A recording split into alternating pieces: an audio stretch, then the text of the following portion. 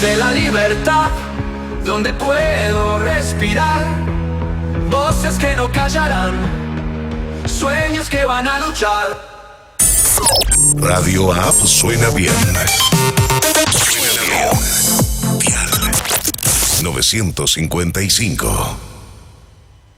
Envía tu audio o mensaje a nuestro WhatsApp 3764-210461. Radio App. Somos tu voz.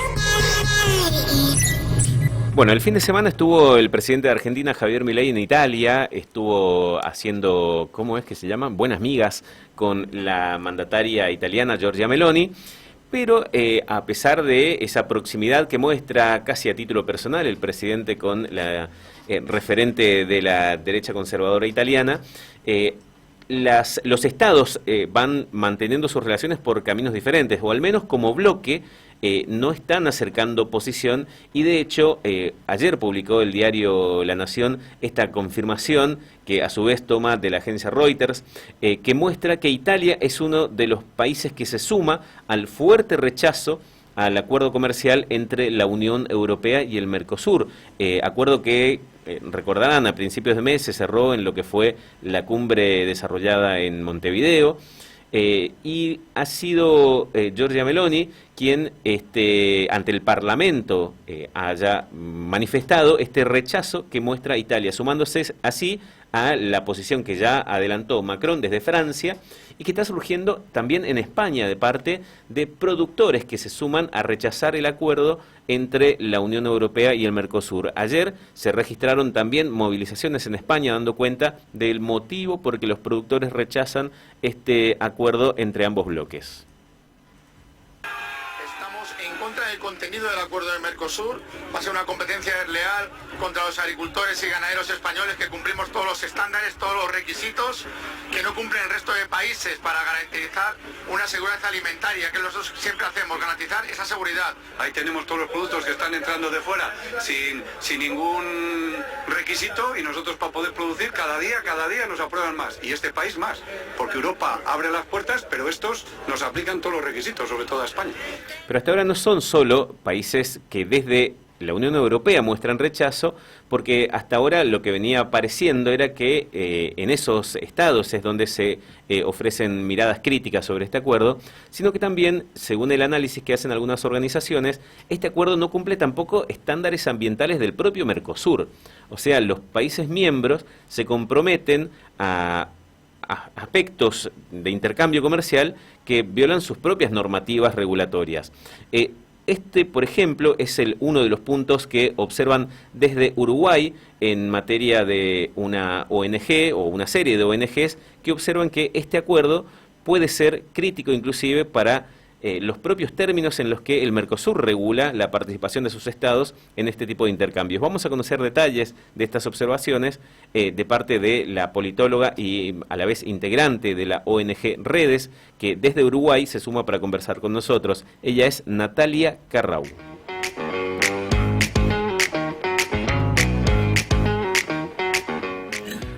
Buen día, Natalia, ¿cómo estás? Gracias por atendernos. Buen día, ¿cómo están? Bien, gracias por este tiempo. Igualmente, muy amable. Natalia, ¿nos podrías comentar algunos de los puntos o los principales puntos que observan en materia del acuerdo Unión Europea-Mercosur que entran ahí en conflicto con los propios estándares de nuestro país y cómo caracterizan este acuerdo? Sí, en realidad capaz que ahí aclarar un poco. Dale. En verdad, no se trata de que las cláusulas y las condiciones que se comprometieran en este acuerdo violaran estándares ambientales de la región, sino más bien que por la forma y el contenido, la metodología, las cláusulas, lo que implica en materia de liberalización, pero también lo que implica en materia de extender la mercantilización de algunos aspectos fundamentales para la vida, este tratado de libre comercio, al igual que en general los tratados de libre comercio, presentan riesgos y desafíos en términos de, qué es lo que necesitamos para un proyecto de transformación social, servicios públicos, poner en el centro la vida. El cuestionamiento a lo que tiene que ver con el ambiente es en realidad porque lo que hace el Tratado de Libre Comercio es beneficiar la matriz productiva, exportadora, esa canasta exportadora que en los 4 países del Mercosur, los socios plenos,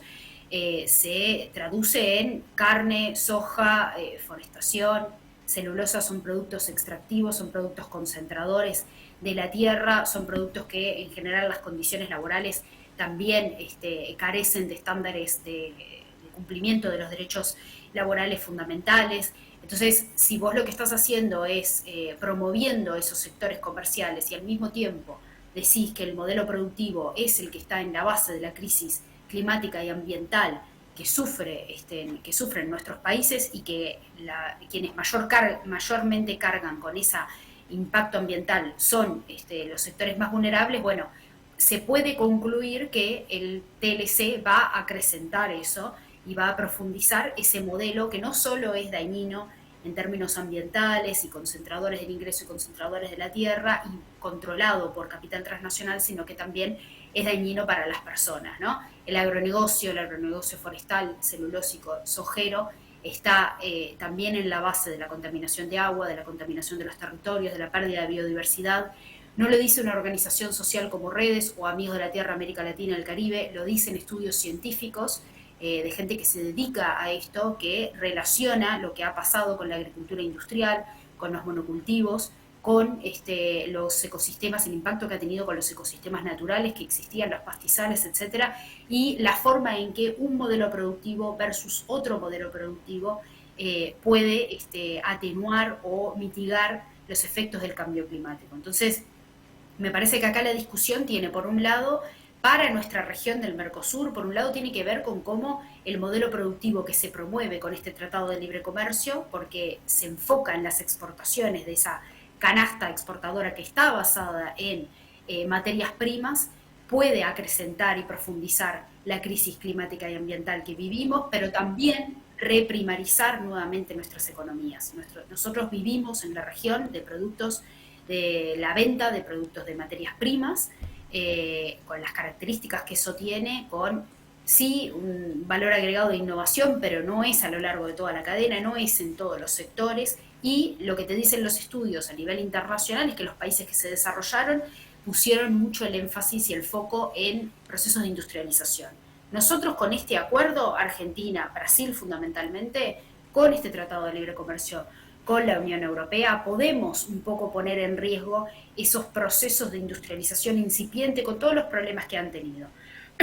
Y después hay otra cosa que me parece también importante para la audiencia y para conversarlo, es que el acuerdo cambió lo que se había negociado en un inicio en el 2019. Ustedes recordarán, en el 2019 hubo un lanzamiento del cierre de negociaciones muy similar a este proceso en el que tuvo lugar hace pocos días, pero el acuerdo se abrió y tuvo cambios. Los contenidos que se habían cerrado en el 2019 fueron modificados, y la gran explicación de por qué fueron modificados es la presencia de Lula en Brasil, ¿no? Fue Lula el que abrió esas negociaciones y dijo: esto es imposible que Brasil lo pueda firmar porque va en contra de sus intereses, y abrió una discusión que hasta ahora en los países del Mercosur no se había abierto, si bien Argentina era bastante reticente con el gobierno anterior de firmar este acuerdo, justamente por las cuestiones que tenían que ver con la industrialización, entre otras. Bueno, no se habían puesto sobre la mesa cuestiones que son sensibles para nuestros países.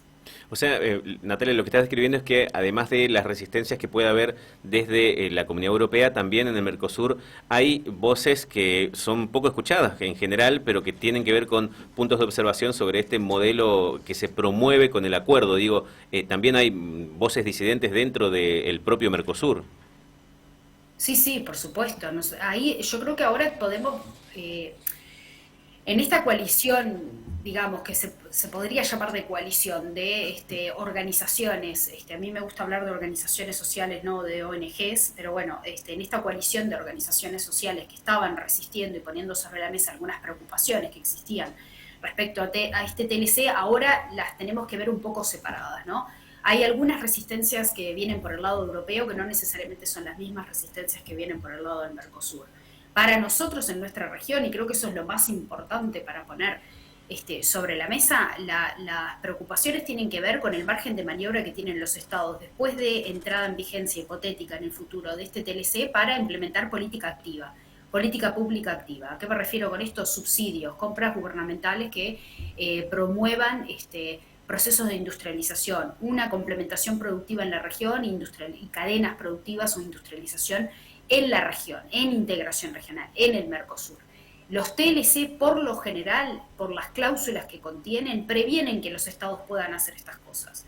Las previenen porque así están estipulados, porque son parte de un instrumental que tienen los países centrales para salir a negociar y relacionarse con el mundo, y están sumamente basados en los intereses de los países centrales. La discusión sobre cómo podría darse un intercambio comercial en condiciones más simétricas, más justas, es la discusión que puso Lula sobre la mesa cuando reabrió este acuerdo. Y la preocupación ambiental viene sobre todo de las organizaciones sociales, de las organizaciones que trabajan por la justicia ambiental, redes o Amigos de la Tierra, América Latina y el Caribe. En el caso de Argentina está presente Tierra Nativa, que es parte de la Federación de Amigos de la Tierra. En el caso de Brasil, Amigas de la Tierra, y en el caso de Paraguay, Sobrevivencia. Nuestras organizaciones, lo que ponemos sobre la mesa es que si lo que va a fomentar este acuerdo es la matriz productiva que hoy tenemos como dominante, que es la canasta productiva, que son estos productos los que nosotros exportamos, bueno, eso está asociado al agronegocio. El agronegocio está asociado al impacto climático y ambiental. Entonces, tenemos que poder ver eso, tenemos que ponerlo en discusión, porque no vamos a cambiar nunca el modelo productivo, ni en términos ambientales, ni en términos de justicia social, si no damos esta discusión. Y un tratado de libre comercio que va en ese sentido, lo que va a hacer es profundizar ese modelo, no modificarlo. Bueno, ¿cuáles son los márgenes de maniobra con los que se quedan los estados para poder modificarlo? Esa es la pregunta que hoy nos tenemos que hacer y que la tenemos que responder leyendo los textos que fueron publicados del acuerdo. No sabemos si condicen o no con los del 2019, y en el 2019 no teníamos acceso a esos textos de manera completa. Teníamos fragmentos de esos textos que fueron negociados y que también cerraron las negociaciones en ese momento. Hoy cambiaron, sabemos que cambiaron, es altamente probable que la apertura de negociación que hizo Lula para el caso de Brasil, pero también para el conjunto de los países del Mercosur, sea beneficioso para nuestra región, pero hay que verlo, y la única manera responsable de poder decir si esto tiene un riesgo o no, o cuáles son los desafíos que presenta, es leyendo los textos, y estamos en esa tarea ahora. Lo que se sabe, que trascendió prensa, que también lo dijo Lula en un montón de comunicados de prensa y de posicionamientos de cuando salió a hablar con medios de comunicación, es que, bueno, compras gubernamentales, que había sido un sector que se abrió a la liberalización dentro del Tratado de Libre Comercio, volvió a quedar salvaguardado dentro de los intereses de Brasil. Brasil excluyó las compras públicas, sobre todo asociado a su sistema único de salud, al SUS, que venía muy golpeado por la política de Bolsonaro y también por la pandemia y la desinversión que había tenido. Lula protegió ese sector, quiere decir que los brasileños, las brasileñas pueden hoy utilizar como una política activa de fomento de la economía y de fomento de sectores estratégicos las compras públicas como algo central del modelo de desarrollo, y también planteó algunas cuestiones que tienen que ver con industria, por ejemplo, salvaguardas y un periodo de desgravación más beneficioso para los países del Mercosur en términos industriales. Creo que eso está fuertemente asociado al sector automotriz, pero no lo puedo afirmar con certeza porque los textos los estamos empezando a decodificar hoy, a leer en estos días. Y creo que también hay otra cosa que es más simbólica y que tiene que ver con el momento político de este acuerdo, que es distinto al 2019, y es que Lula también puso sobre la mesa el doble rasero de la Unión Europea, y ahí podemos irnos a analizar, bueno, cuál es la resistencia de parte de Europa, ¿no? Y qué es lo que los países, sobre todo los estados, acá tenemos que separar lo que son las fuerzas sociales, los sindicatos, las organizaciones del campo, agrícolas, lo que están planteando respecto al acuerdo, de lo que sus estados o los gobiernos que controlan los estados hoy están diciendo, ¿no? Y ahí tenemos que dirigir un poco la atención a lo que ha sido, lo que ha planteado la presidenta de la Comisión Europea, Ursula von der Leyen, que a último momento fue que decidió venir a Uruguay porque se sabía que las negociaciones habían cerrado, y también otros países de la Unión Europea que han planteado que nuestra región es una región que desprotege el ambiente, que no está alineado a los altos estándares, y todo esto lo pongo entre comillas y lo digo de manera también irónica, ¿no?, a los altos estándares de la Unión Europea en materia ambiental. Eso es una cuestión que Lula la puso muy fuertemente sobre la mesa. Recuerdo el año pasado en la cumbre del Mercosur de diciembre del año pasado en Río, en que Lula planteaba y denunciaba el proteccionismo disfrazado de protección ambiental y de preocupación ambiental de la Unión Europea. Eso también quedó establecido en el acuerdo en algunas cláusulas y aspectos que reevalúan y valoran de manera diferencial la cuestión ambiental, y Lula lo ha dicho muchas veces y muy claramente, y creo que eso es algo a prestar atención y a seguir un poco por esa línea discursiva y política de que, bueno, de ninguna manera nuestros países van a aceptar que sean señalados por tener estándares ambientales menores que un bloque como la Unión Europea, y que eso sea utilizado para acordar y empujar de manera agresiva un acuerdo que es absolutamente asimétrico e injusto para los países del Mercosur. A mí me parece que eso hay que decirlo fuerte y claro. El doble rasero de la Unión Europea tiene que ser denunciado y tiene que ser señalado de esa manera. Eso, claro, es distinto de lo que tú traías ahora en los audios de algunas organizaciones que planteaban la preocupación que tenían respecto a los productos agrícolas, ¿no? Ahí tenemos que recordar también cómo se fundó la Unión Europea y la trayectoria que siguió. La Unión Europea tiene una política agrícola común que ha permitido que los países europeos puedan volver a tener soberanía alimentaria, es decir, que puedan producir los alimentos que le dan de comer a los ciudadanos y las ciudadanas europeas en esta región, que en un sector agrícola, del sector del campo absolutamente devastado después de la Segunda Guerra Mundial, tuvo la posibilidad de tener una política activa millonaria para poder subsidiar el sector y que se recuperara. Cuando la Unión Europea logra recuperar soberanía alimentaria, logra recuperar una producción de alimentos que sea suficiente para darle de comer a su gente, lo que pasó es a exportar esos excedentes. Lo que les sobraba lo exportaban, y esa exportación estaba subsidiada y estaba fuertemente apoyada, tenía apoyo técnico, apoyo financiero, subsidios y un montón de cuestiones que tienen que ver con la política agrícola común. La política agrícola común es algo que está bueno, que está bien que los estados tengan, por supuesto que sí, pero cuando vos la ponés a jugar en los intercambios comerciales, eso no está permitido. No está permitido que vos subsidies productos fuertemente y que después los exportes, porque se considera una competencia desleal. Claro. Los productores y las productoras agrícolas en la Unión Europea tienen derecho a plantear que necesitan subsidios y compensaciones, por supuesto que sí. Lo que la política de la Unión Europea no puede hacer es poner eso a jugar en el acuerdo y después restringir, por ejemplo, como lo han hecho en estos 25 años de negociación, la posibilidad de tener una política industrial activa o de que nosotros pudiésemos poner salvaguardas, impuestos más altos a la entrada de productos industriales de parte de ellos. Natalia, te agradecemos mucho la gentileza de compartirnos estos conceptos y este análisis que realizan desde la organización. Muchas gracias.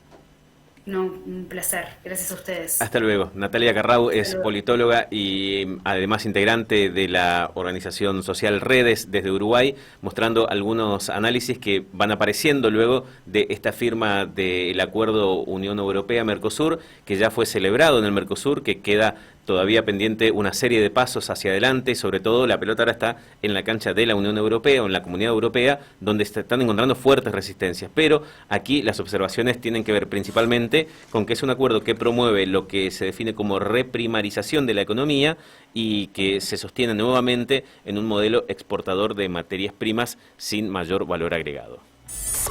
Radio App suena bien. Suena bien. 955.